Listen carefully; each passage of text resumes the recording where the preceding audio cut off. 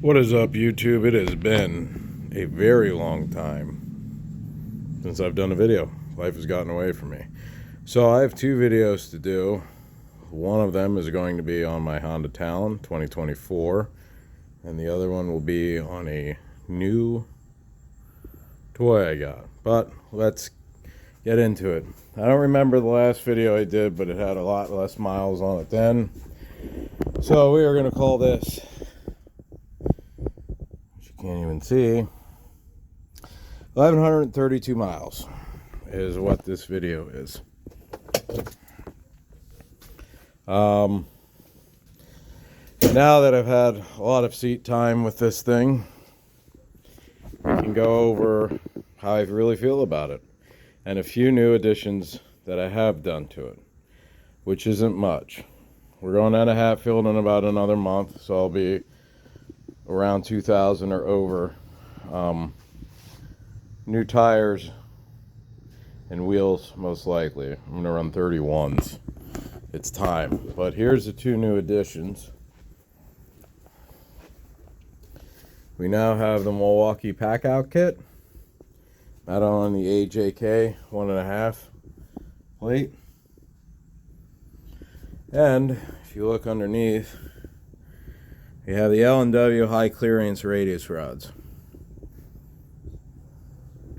The factory radius rods are very thin, and I've seen a lot of videos of people damaging them. So I decided to go with it. Other than that, I put a cheapy electric windshield wiper in here with the washer reservoir. So far it's been good. It's pretty cheap.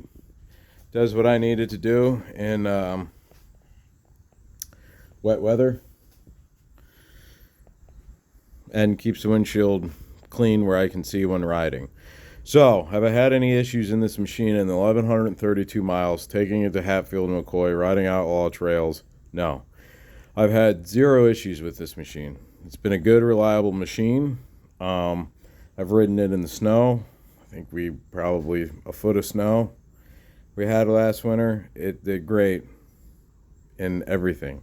Now, granted, if you want to know the accessories that are on here, this has a lot of accessory videos. It'll go over all the accessories. Maybe at the 2,000 mile mark, we'll review over all the accessories one more time in case you're new to this channel that I don't keep up with. But so far, everything is held up. And I'm not sure if the light was on here in the last video, too. Added the smaller light for Hatfield and McCoy for riding trails at night. Everything is held up. I've had zero issues with anything breaking, accessory-wise, anything. The fender extenders from Mudbuster, worth every penny. I have beaten these off of all kinds of things, especially the front ones. And the tree kickers are worth every single penny. As you can see, they do their job and protect your tire. Same thing on the other side. And surprisingly, even though these tires are pretty hammered, the factory tires, outside of blowing the original one that I've had zero issues with the tires. I'm going to go over the accessories that have made a difference and how they've held up. So we touched the tree kickers and the Mudbuster fenders. The skid plates. I have the polymer skid plates underneath. Definitely a must. 110%. I do not care. The factory skid plates are not that great. What I am going to touch on is if you do run the factory tires like I did, the ground clearance is an issue depending where you're riding. So you're going to bash a lot in the skid plates. Now, when I put the bigger tires on here, I'm not going to go crazy. 31s. That should help with the ground clearance some. But due to the fact of bashing this thing off rocks and railroad tracks occasionally and other trees and other obstacles, would definitely encourage anyone to get skid plates and tree kickers. Outside of that, the skid plates have held up really well. I've broken no axles. I did have an issue with the overflow on the rear diff vent. It was slightly overfilled, and when I was running down at Hatfield on the roads, it goes into there, that hose, and it comes out at the bottom of your frame. Outside of that, I've had zero issues. No wheel bearings, haven't had to replace the brakes yet. I'm going to check them before I go. The particle separator has held up really well. The pack out kits, should have got them originally instead of the cheapo Harbor Freight. This is definitely amazing to carry on all your things that you need in case anything happens on the trail. I even have a small chainsaw that I carry with and can put together on the trail. The plastics have actually held up pretty well because I do go through some pretty hairy trails. You can see a little bit here on the front fender. It's going to be the same thing on the other side. But all in all, the paint and the graphics have held up very, very well on this thing. The heater has worked really well. We've now ridden it in 2 winter seasons, one full one, a very small portion of the other one. Now when it gets to be -1 degree out and we're riding roads in the snow, this does not keep up. We did weather strip. I did Expandafoam some of the areas, but it has done really, really, really well. The harnesses, BRP harnesses have done well. It actually makes you feel like you're in your seat better. The only thing I haven't used that much is the 5,000 pound winch. I've used it twice since I've had it, but it's one of those things when you need it, you're glad you have it. So far I've had 0 issues with the winch, 0 issues with anything on this. Everything electrically has worked fine. It's performed as it should. Where we'll get 2,000 miles on it, slightly over, in about another month at Hatfield, so we can revisit this on when things go out. So far, like I said, I'm going to check the brakes before I go down every year. They should be fine.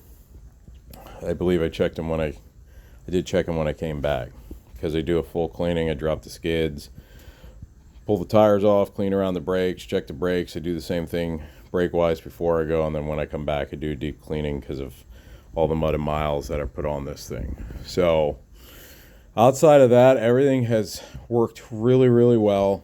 The only issue I've had is this rubber grommet on the windshield has slightly pulled in. Outside of that, that's about it. The only thing I would encourage is if you're going to run full enclosures, I'd just spend the money and get the factory Honda windshield with the actual windshield wiper. They do make a kit now that is compatible with the Inferno heater, so you can get by with running both. I would definitely encourage you to buy that if you're going to run full enclosures. If you run full enclosures, the heat's mandatory because your window will frost up.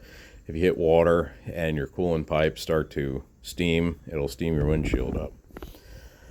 But other than that, this thing has been a tank. It has gone everywhere and some places that it shouldn't have went. I've ridden all kinds of difficulty on outlaw trails to regular maintained trails. It's done good. You know, do some of the newer side-by-sides suspension better? Sure. Do they ride better? Sure. But this thing has been a tank. I don't know if you can see it. The shifter gate has also been a great add-on. It's really easy to go from low to reverse. It's within the same gate. Same thing from high to reverse. It is also in the same gate. Those high clearance radius rods, they're a lot more beefier than the factory ones.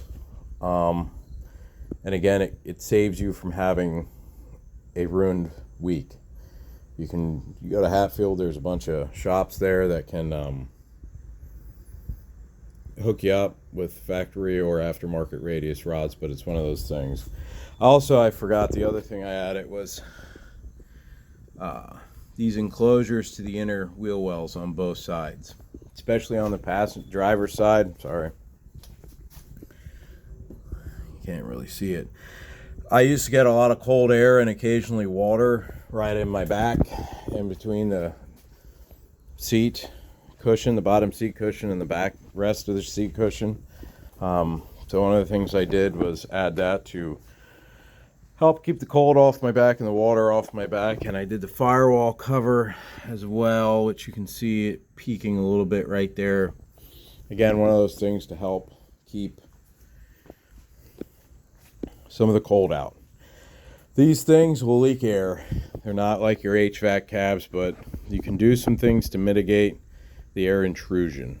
But outside of that, it's done well. The fuel tank will get you where you need to go, get you over 100 miles. A bigger fuel tank, if you're riding very long distances, would be recommended. If you ride half field, there's enough fuel stations everywhere for you to be able to get fuel. Trying to think if there's anything else. I really literally have no complaints of this machine. I beat on it, but I don't overly beat it. I do all the maintenance on it. I take care of it. I clean it. I do deep cleanings on it. I check everything rigorously before I go down to Hatfield. I keep an eye on everything.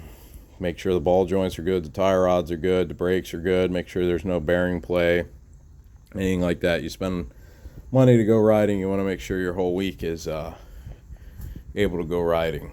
Every time I'm done riding it, I will clean it, just so the mud's not sitting in there. And yeah, everything has worked very, very well. The low range is amazing. The only complaint I have outside of the ground clearance is the intelligent four-wheel drive is wonderful. The 2 times it's not been wonderful is on Coal Hill climbs. It has issues finding a gear and it bogs down because of the intelligent four-wheel drive. The last thing I will probably add to this is the Hess bypass. At some point in time, I have one open switch panel left, and that's probably what it's going to be for. And it's the same thing in snow riding. It does good, but I'd rather just have the open 3-wheel where the clutch pack ain't engaging, disengaging. And then the same thing for your hill climbs. But yeah, other than that, it's been a great machine. I'm not going to really bash on the factory tires because I have in the past videos. I think I'm going to go, if I get rims, I'm not sure if I'm just going to go the cheap route and get tires on the factory rims this year, and the next time buy rims and tires, or if I'm going to get rims and tires, get 31s, and then I can't remember the company's name for the life of me. I did have to take the original Super ATV tailgate enclosure off due to the pack out kit, but they make one that will extend your bed out some, and it swings open, and then on the back is a spare tire mount. So if I do go with a square setup, all tires one size, I will eventually get that tailgate and a spare tire. But everything about this is good. It goes good enough for me where we ride. I don't need to go 100 miles an hour. It handles the hills, it handles the rocks, it handles outlaw trails. It has been all around a good machine with 0 problems. Hasn't let me sit in 1,100 miles. Haven't had one thing go wrong in 1,100 miles. Like I said, when we get back from West Virginia, I'll be most likely over 2,000 miles, and we'll do a review and see how everything's held up. But so far, the tree kickers have gotten beat up pretty good. The front of the mud busters have gotten beat up very good. The polymer skid plates have gotten beat up a lot. They've been very good. And I will give the side enclosure some credit, because when we went down last year to Hatfield, it was in October, so we ran the side enclosures every day with the heat. And I've had branches go past the side enclosures, and they haven't ripped. There is some scuff marks on them, but for the most part, I clean them very, very delicately.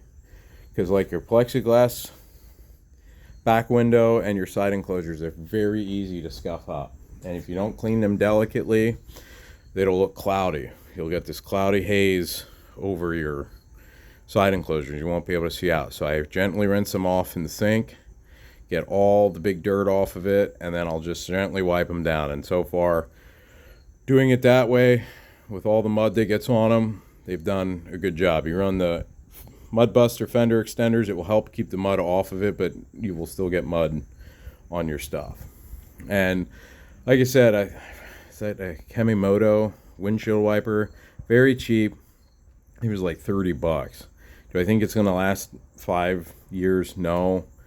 But it was for the moment when this windshield eats the dust, gets broken, something stupid happens, because I have seen 2 broken windows since I've been riding with other people. I'll upgrade to the OEM Honda windshield. But other than that, it's been a really good machine. I don't have any complaints. I mean, Honda builds reliable equipment. Always has, and I would assume will continue to do so. It has been a great side-by-side.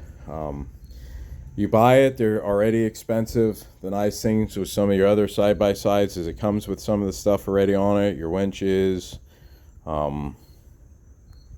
better skid plates, bumpers. That's the other thing I'd like to add at some point in time, is the OEM front bumper and possibly the rear bumper. I've thought about doing a backup camera due to the Milwaukee pack out. I can still see out the back, but it does become harder.